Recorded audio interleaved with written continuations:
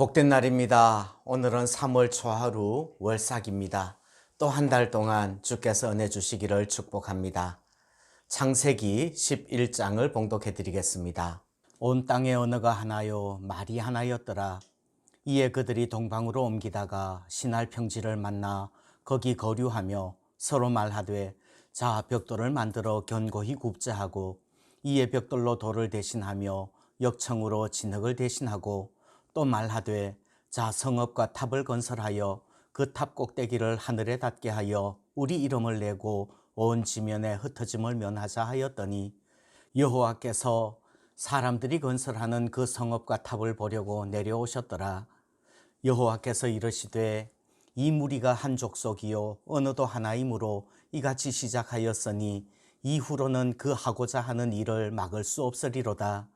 자 우리가 내려가서 거기서 그들의 언어를 혼잡하게 하여 그들이 서로 알아듣지 못하게 하자 하시고 여호와께서 거기서 그들을 온 지면에 흩으셨으므로 그들이 그 도시를 건설하기를 그쳤더라. 그러므로 그 이름을 바벨이라 하니 이는 여호와께서 거기서 온 땅의 언어를 혼잡하게 하셨음이니라. 여호와께서 거기서 그들을 온 지면에 흩으셨더라.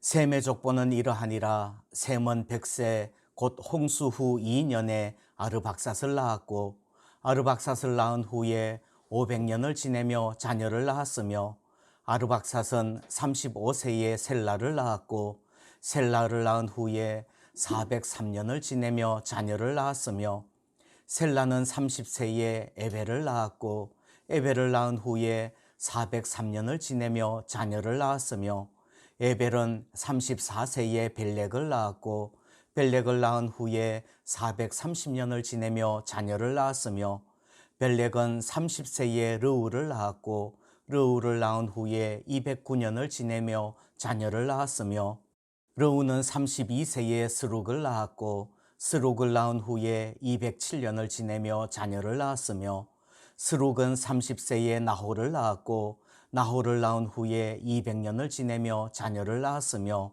나홀은 29세에 데라를 낳았고 데라를 낳은 후에 119년을 지내며 자녀를 낳았으며 데라는 70세에 아브라함과 나홀과 하란을 낳았더라. 데라의 족보는 이러하니라. 데라는 아브라함과 나홀과 하란을 낳고 하란은 롯을 낳았으며 하란은 그 아비 데라보다 먼저 고향 갈대아인의 우르에서 죽었더라. 아브라함과 나홀이 장가들었으니 아브라함의 아내의 이름은 사레며 나홀의 아내의 이름은 밀가니 하란의 딸이요 하란은 밀가의 아버지이며 또 이스가의 아버지더라. 사레는 임신하지 못함으로 자식이 없었더라. 데라가 그 아들 아브라함과 하란의 아들인 그의 손자 롯과 그의 며느리 아브라함의 아내 사레를 데리고 갈대아인의 우르를 떠나 가나안 땅으로 가고자 하더니 하란에 이르러 거기 거류하였으며 데라는 나이가 205세가 되어 하란에서 죽었더라. 오늘 창세기 11장은 세 부분으로 되어 있습니다. 1절부터 9절까지는 바벨탑 이야기고요. 10절부터 26절까지는 셈의 족보가 쭉 나옵니다. 그리고 27절부터 마지막 32절까지는 데라의 족보입니다. 셈의 족보를 쭉 이야기하다가 26절에서 데라를 설명하고 데라의 족보를 따로 분류해서 한 문단으로 묶어두는 이유가 있습니다. 바로 데라의 아들 아브라함 때문입니다. 31절 보시면 데라가 그 아들 아브라함과 하란의 아들인 그의 손자 롯과 그의 며느리 아브라함의 아내 사레를 데리고 갈대아인의 우르를 떠나 가나안 땅으로 가고자 하더니 라고 말씀합니다. 이 구절에는 두 지명이 나옵니다. 갈대아 사람들이 사는 우르라는 동네와 가나안 땅입니다. 이 두 지명은 굉장히 중요합니다. 갈대아인의 우르, 즉 갈대아 우르는 그림에서 보는 것처럼 오른쪽 아래에 있습니다. 거기는 유프라테스 강과 티그리스 강의 하류 삼각주 지역으로 매우 비옥하고 풍요로운 땅입니다. 그리고 바로 왼쪽에는 바벨론이 있죠. 바벨탑을 쌓은 동네입니다. 그 전체가 바벨론 제국에 포함되어집니다.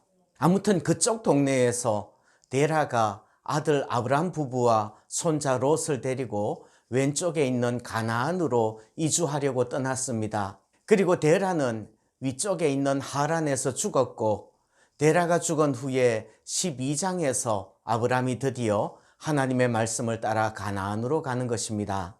이 말씀은 성경 전체의 요약이기도 합니다. 중요합니다. 성도의 삶은 우르, 바벨론을 떠나 가나안으로 가는 것이라고 설명할 수 있습니다. 아브라함이 처음 떠나온 지역은 우르, 바벨론이에요. 그리고 이 바벨론은 마지막 요한 계시록에서는 궁극적인 심판을 받는 도성을 의미합니다. 하나님의 최후 심판은 바벨론에 내릴 것입니다. 무너졌도다 무너졌도다 큰 성 바벨론이요. 그 구절은 18장에서 또 나오고요. 화이또다 화이또다 큰 성 견고한 성 바벨론이요. 또 큰 성 바벨론이 이같이 비참하게 던져져 결코 다시 보이지 아니하리로다 말씀을 합니다. 무너지고 심판받을 성 바벨론을 떠나서 하나님께서 약속하신 땅 가나안으로 가는 것이 성도의 삶입니다.